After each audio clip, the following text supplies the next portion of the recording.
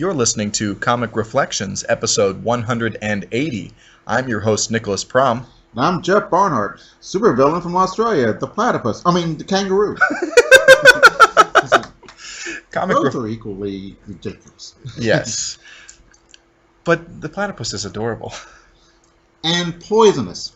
Really? Yes. I didn't know that. Yeah. Okay. So, anyway, Comic Reflections is brought to you by Rhymes with Geek.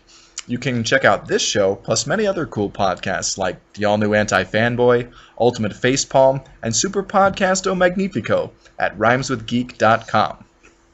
Comic Reflections is also available on backissueheroes.com, the home of classic comics on the web. And if you enjoy our show, please subscribe to us on either iTunes or Stitcher. All right. Man, we got some more Spider-Man. Spidey. Yep. Yeah. So yes, the first issue we're going to talk about today is Amazing Spider-Man number 81. It's the February of 1970 issue. And the story is called The Coming of the Kangaroo. Yeah, I wish it was called The Going of the Kangaroo. Man. I think this is like kind of the beginning of like a lot of bad villains in Spidey. Really? Or very hit and miss. Like some good ones and then some ugh. I mean, the Kangaroo, really? I don't know.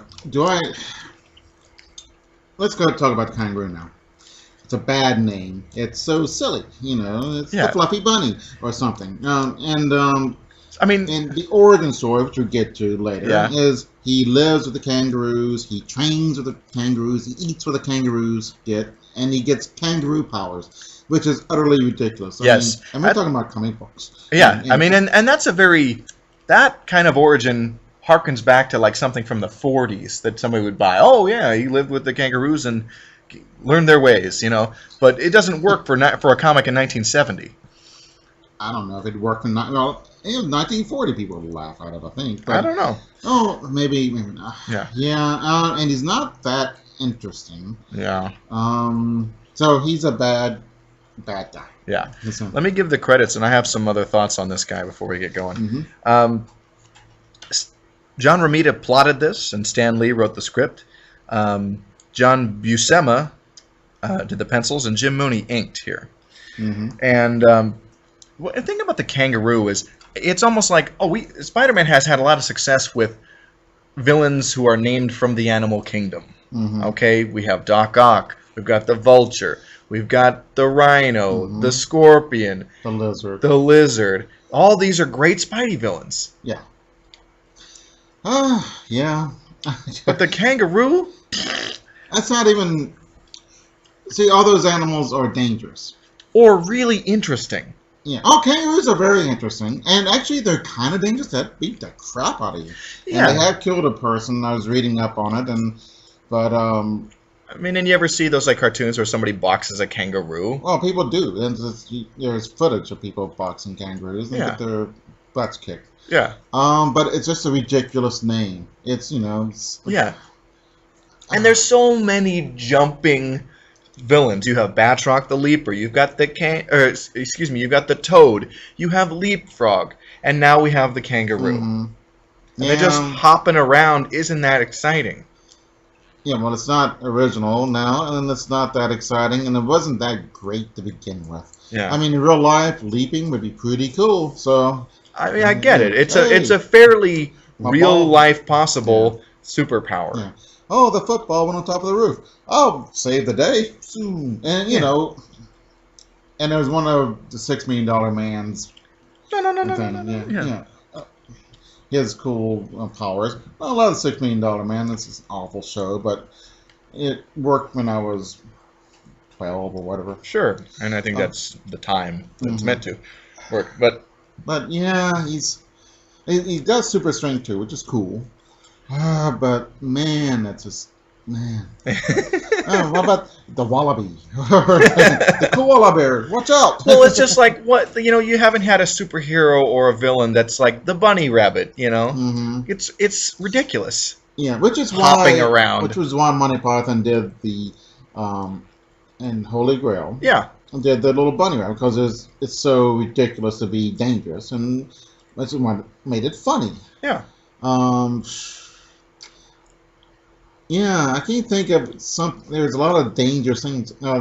There's Croc is he's a villain, right? Killer Croc. Killer Croc. Yeah, from Batman. Yeah, and trying to think of anything else. Most of there's dangerous snakes and stuff like that. You know, and there's a million snake-themed villains because that's cool. That's the thing you're really scared of. A kangaroo, even if it is dangerous, nobody's scared of a kangaroo. Yeah, the moose. Moose can kill a bunch of people. You know, either be run into and destroying their car or trampling them. But the moose, you know, the moose is a name for an Archie comic character. But that's what, you know. I mean, the only time a villain, you know, themed from an animal really works is if it's like that animal's a predator or something. Yeah. I mean, Doc Ock, the octopus, is a little bit like not in that area, but I mean they kind of are. There's something mysterious about the octopus and squids and gross, you know. Or they're so weird and otherworldly that they're endlessly fascinating. And they got that little the hooks in the suckers, and the mouth is just. They have a beak, yeah. Man, gross. I'm trying to think. It would be cool if they did this. We're gonna have a villain with a ridiculously funny name, but he's gonna be super cool. That can be done. I can't think of anybody. Oh my gosh, there's got to be somebody with a stupid name, and then they're awesome.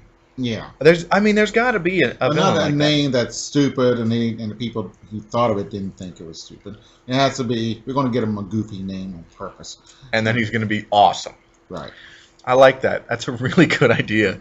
Yeah. I'm sure that they did that in the Tick, maybe, or something. Oh, sure. But, which I haven't seen in a long time. I remember liking that. The Tick was fun. Yeah. Odd thing, and this we should get into this issue, but I was thinking about Dr. Octopus this morning, and I was thinking about, you know, how each tentacle has like the three-pronged hook, like the grab a doll out of the machine, those things. What if at the end of each tentacle had like 5 fingers like a hand? Ooh. Would that be extra creepy? Think of how much more he could do with it too. Mm-hmm. Yeah. But like robot, and they're totally hands on the end. Mm-hmm. Yeah. I put them on white gloves. Be really cute. I don't know. Okay, you just killed it. All right, so what's going on with Spidey? Spidey has to pick up Aunt May at the train station, so he goes in Spidey gear and goes over the crowd too low, and J. Jonah Jameson's ticked off, and J. Jonah Jameson is a criminal because he's smoking Cuban cigars, and Cuban cigars are illegal to import. I guess it's legal to buy them. I've actually bought one myself. Oh, okay. Pretty good smoke? No, I gave it away. Oh. I don't smoke cigars. So. Oh, I don't know. And a big long cigar too. Mm-hmm. Yeah. Anyway. He changes into Peter Parker. He runs into some people, and people chew him out for being clumsy. Yeah. Oh. And Peter is out of breath, and he goes to see Aunt May, and Aunt May thinks he's sick. Of course. Yeah. At the same time, the kangaroo is being led out of the the subway. Yeah. And, or a train. I don't know. I guess it's a train station. Yeah. Anyway. And they didn't put his cuffs on him in the train. But yeah. now they're going to put cuffs on him. He gets mad and starts kicking butt, and he runs away. Because he was supposed to be deported. Mm-hmm. We'll find that out later, I guess. Yeah. Or we're learning that got this guy he's strong and he has jumping powers. Yeah, that's about it. He has a bad haircut. Yeah. Yeah, so we get his origin story, and we've already gone over it. It is stupid. But he said, oh, I'd be a boxer, and he jumps around and smacks somebody. It'd be great if it was MMA, but not anymore. So, so he has to run, and he goes to America, and then he gets captured. Because he didn't have a passport, and so they're going to deport him. Oh, man, he's got a stupid vest, too. Yeah, and the vest is it's just this hairy thing. It's like kangaroo skin or something. Oh, that'd be cool. And he's got his hands all taped up, or like a boxer in training. Mm-hmm. He looks dumb. I almost like half expected him to have like a big pouch where he'd pull stuff out of. Oh, that'd be hilarious. If there was big ears so he could hear things. I don't know. Oh my gosh, that would be great. So he said, I'm going to be a criminal now. So I'm going to go rob people, and he robs these these security guards carrying this a valise or something like that. Yeah, and he takes it, not knowing that it's a vial of biological warfare stuff. Yeah. And so that's the MacGuffin for the rest of the issue. Yeah. So, and he's like, oh, what's this crap? And so he just kind of sticks it in his pocket and half forgets about it. Mm-hmm. And moron, then Peter hears about that thing being stolen on the radio. Okay. All right, if the virus gets out, the whole city dies. Yeah. So it's important. Yeah. So he's got to he's with Aunt May, so he's got a ditcher. He creates a web duplicate of himself and leaves it in the bed. Yeah. And it's just it's a dummy, a web dummy. And he's just like, okay, I'll put the covers over it and I'll split and go find the kangaroo. Yeah, I always thought, what if she comes in the season? Oh, and she does later on. Yeah, so Aunt May does find the dummy while Spidey's out trying to track down the kangaroo, and she faints. Yeah. And it's just like, you could have just not done that. And she would have said, oh, Peter left. Right, where's Peter at? Right. Oh, God. But anyway, Spidey's got to beat the kangaroo without hurting him because he doesn't want to break the vial and kill everyone. Right. So that's the only way that this guy is able to go toe-to-toe with Spidey. Because he doesn't have real powers. And Spidey has to constantly pull his punches. And now he does capture the guy and get the vial back, and the kangaroo is taken to jail or whatever. Yeah. Okay. And he goes back to Aunt May, and oh, boo, Aunt May. Okay. Yeah, that's about it. And he explains to Aunt May, oh, you must be seeing things. So, and this happens again in our little episode today. Yeah. Right. So let's talk about Amazing Spider-Man number 81. Excuse me, 83.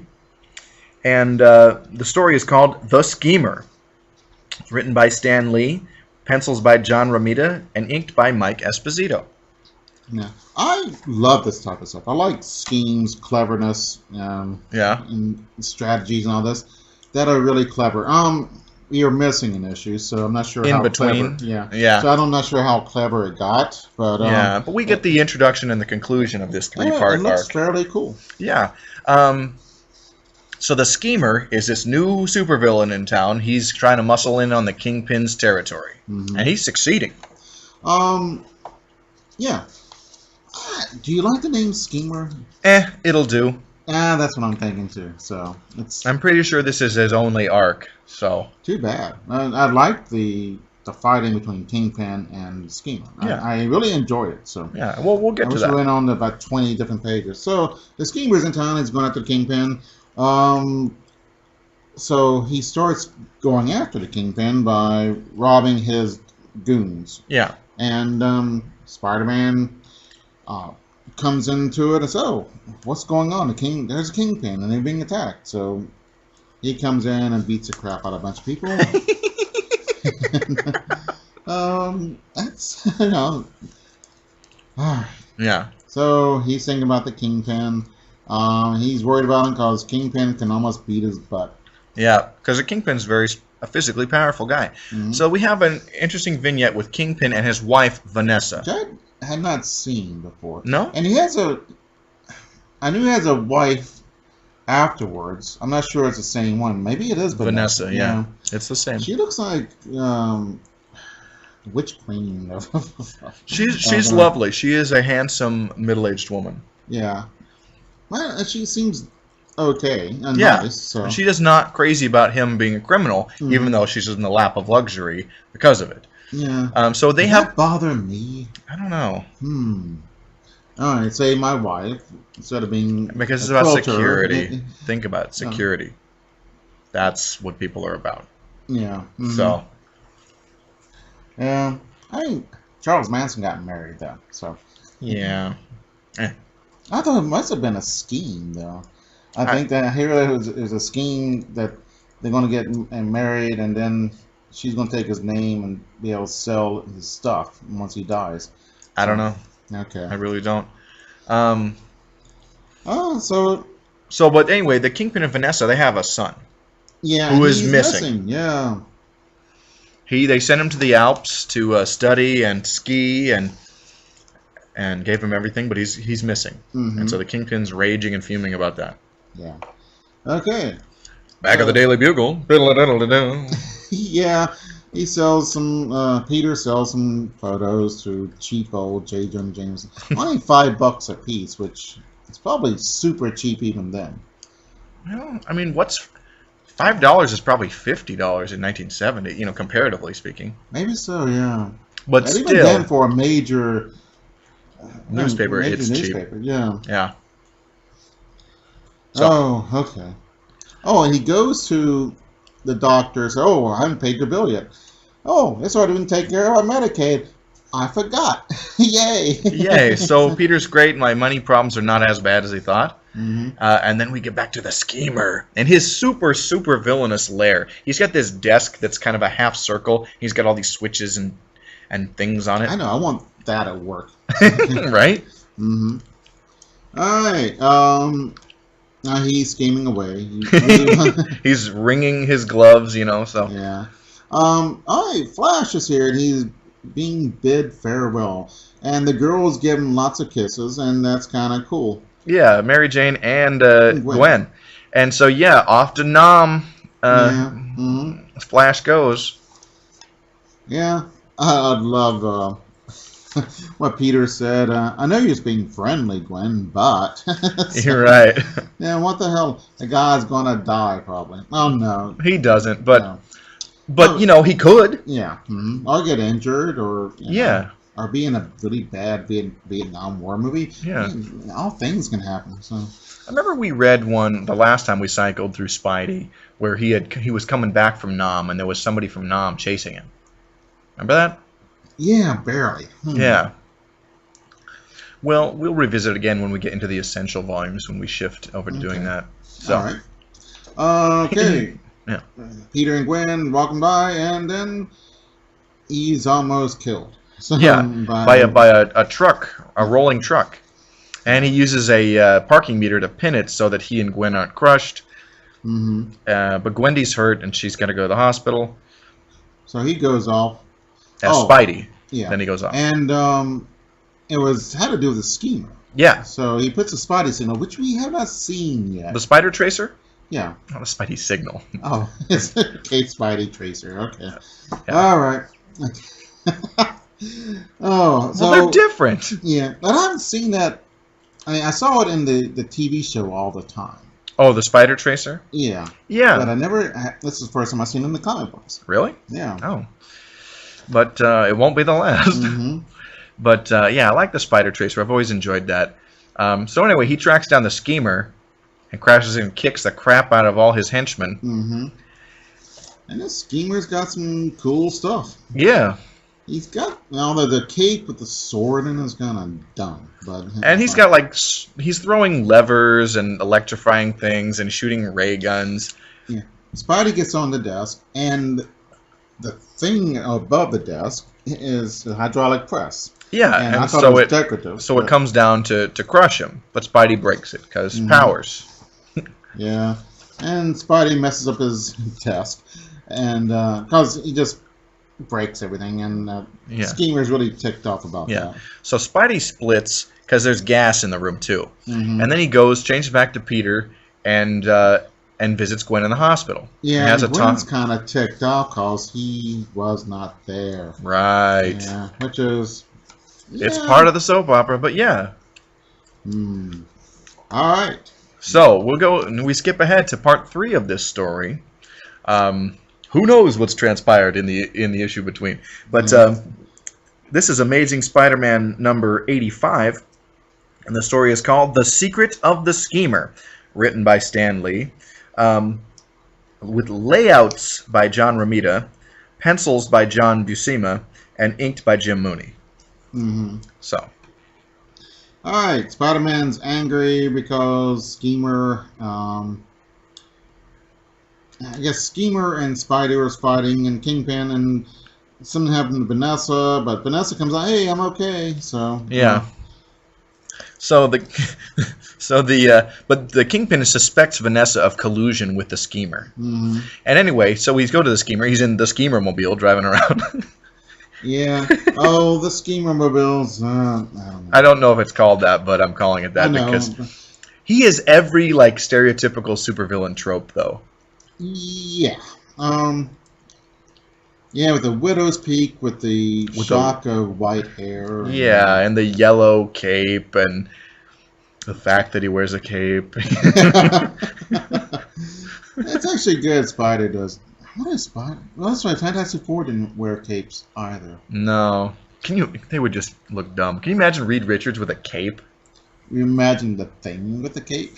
Actually, yeah. That'd be cool. I think he'd look darling. Yeah. Think about it. There's how many Marvel heroes with capes can you think of? Thor.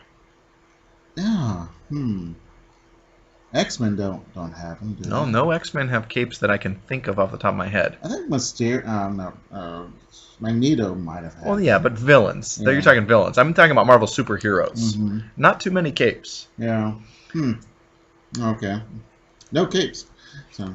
But then I think of DC Comics, and there are caped villains, but I think the capes are more the realm of heroes. And there's a lot of caped heroes in DC Comics. Yeah. Would I wear a cape? Yeah. They're kind of cool. If I had powers, I'd wear a cape. Yeah. Mm-hmm. So you know that I'm a superhero. So, right. Yeah. All right. Oh. All right. Captain Stacy and Gwen are worried that Peter is being threatened by Spider-Man. Captain Stacy, how did you get all these photographs? Which is an obvious thing that everyone in the world should be asking. How does Peter Parker get these photographs of Spider-Man all the time? It's not that he's just that good or happens to be in the right place at the right time all the time. Right. Yeah, he would be under constant suspicion of that very thing. So anyway, but yeah, the Stacys believe that Spidey is extorting Peter. Mm-hmm. Like, oh, okay, I'll let you know when I'm going to be up to Spidey deeds, and you be there and get the photos, and you get the money, but I get a percentage of the take. Right. It's a trick. And so he does the classic out the window while Peter's in the dark room, quote-unquote, developing photos. And, Gwen calls him out. Yeah. And calls Spidey out. Right. Yeah. So he splits and they split, and it's worked, but the Stacys, or at least Gwen, thinks Spidey's a rat. Yeah. And poor Peter. So back to the Kingpin. The Kingpin's actually looking at pictures by Peter Parker of Peter Parker disguised as Spider-Man. And he's saying there was no photographer there, the Kingpin says. Yeah. If there had been, I would have known it. Uh-oh. Right? He's suspecting. Yeah, and he sees... But I think his train of thought is broken when he sees Vanessa helping the schemer escape. Mm-hmm. And so he's PO'd at her about that. Mm-hmm. Focus, Kingpin. Yeah. Okay. Yeah. I like seeing Kingpin get mad.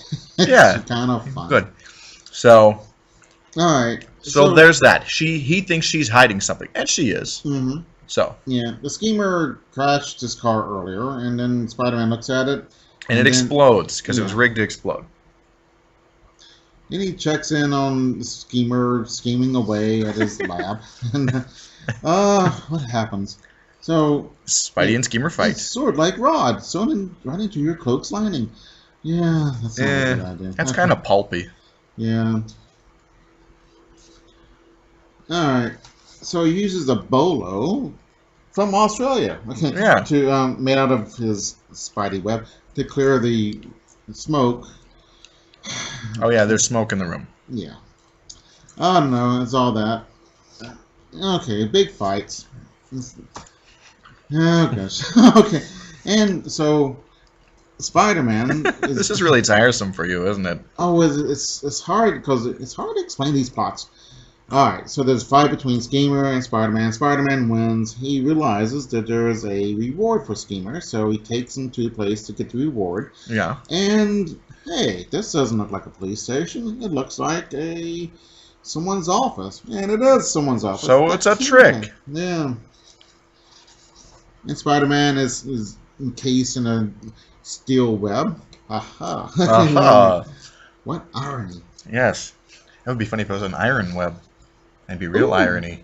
Yeah. Yeah, we're working on all kinds of stuff. So anyway, Kingpin confronts the schemer, and he's about ready to kick the crap out of him. What are you doing with my wife? Because he thinks his wife is cheating on him with the schemer. Right. Or something. Yeah. But no, that's not it. So, okay. And this is a spoiler alert. Schemer is Kingpin's son. Yeah. He's wearing a mask. Very Mission Impossible. I thought that I did not see this coming. You didn't? I thought that the schemer had something to do with his wife because they had the same shocks of white hair. Oh, right. So I thought, man, they're her lost brother. So, the schemer's kid sees Kingpin crime czar, and the other kids are making fun of him for being the son of a criminal. Right. And see, he thought the world of his dad until he found out that his father was this criminal overlord. And so then he plotted kind of to undo. He plotted the Kingpin's undoing by creating the persona of the schemer and using all the money the dad had given him to fund his schemeriness. And so the revelation of this puts the Kingpin in a state of shock. And he's catatonic. Yeah, literally. Yeah. And it was... Man, he must have given the kid a lot of money. You know? Yeah. A lot of money. I'm talking about millions and millions of dollars. Sure. But this ends the threat of the Kingpin thinking he knows Peter Parker could be Spider-Man, or even suspecting, right? Because he's catatonic. And Spidey just bails, because that's the end of the schemer. Yeah. And I think for a long time it's the end of the Kingpin. I don't know if he even returns as a Spidey villain. I think that this might be kind of him being laid to rest until he's brought back as a Daredevil foe. I could be totally wrong. This is speculation on my part, because I haven't read enough. Yeah. But... well, it's pretty dang cool, though. I don't know. I enjoyed it. It was super awesome. Yeah. Okay. Yeah. Last one. Yeah, one more Spidey. And this is Amazing Spider-Man number 86. It just directly follows that story with the Kingpin, the schemer. And this is Beware, the Black Widow, written by Stan Lee, with layouts by John Romita, pencils by Jim Mooney, and inks by Jim Mooney.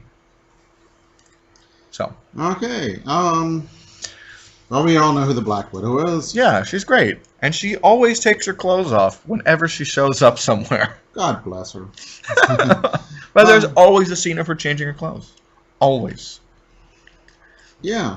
And, I don't know. What does she changes it to? She changes into her new redesigned costume, which becomes her classic look. Oh, no. She's changing into her, night clothes. Oh, okay. Oh, and we have a silhouette of her being naked. So. Yeah, there's always that with her. But anyway, she has this kind of costume that's actually not bad, except she's got this goofy mask that just kind of ruins it. Yeah, I don't like... Yeah, they're like... those old lady glasses. Sure. You know, and they're just not... Yeah, those can be worn on a kooky girl and look okay, but not really. Yeah, no, I know a gal who is a perfect example of that, and she rocks them. Yeah, excellent. Okay. But yeah, I know what you're talking about, the old kitty cat glasses kind of thing. But anyway, yeah, her mask does look kind of like that. But anyway, we get a little backstory on her. You know, she started as a supervillain, a Russian spy. She was married to the Red Guardian, and he died, and she was involved with Hawkeye and Iron Man and all kinds of stuff. And anyway, she's gone straight. She's part of S.H.I.E.L.D. And anyway, she wants to reinvent herself with a new costume. And she wants to go solo. Yeah. And, well, she was living a life of luxury. Yeah. And, so she became the leader of the Jet Set. And she doesn't like that. Yeah. That's something gone. I guess... Is there a jet set anymore? They just don't call it that anymore, but I don't know what it's called now. I don't know. Okay. Paris Hilton, I guess, is that type of person. But I think we think of the jet set, we think of like young and wealthy in the 1950s and 60s. Yeah. That's the jet set time. So whatever this jet set is now, it's like Paris Hilton, and which I don't particularly like. I don't hate her. I don't really blame you, but yeah. But yeah, it's still a thing. It's just transmuted somewhat. Mm-hmm. So. Yeah. But I think we tend to think of it as like the time of like when President Kennedy was around, and the time of Camelot, and this is kind of synonymous with that era. Yeah, and it used to be jets were classy. You wear a suit and tie and you went on a jet plane. And, yeah. Well, deregulation airlines made the price go down, so everybody can ride an airplane now. Right. It's not that expensive. Right. Yeah, but it's that term and that lifestyle is like a snapshot of a period in time. Yeah.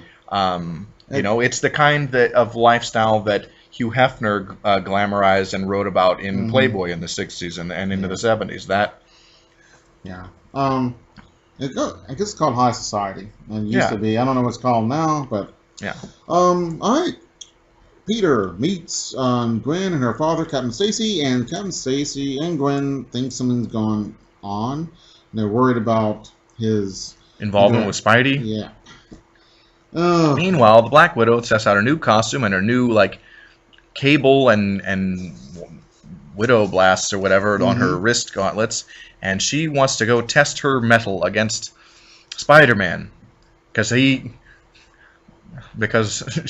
jeez, just go bother somebody. Yeah.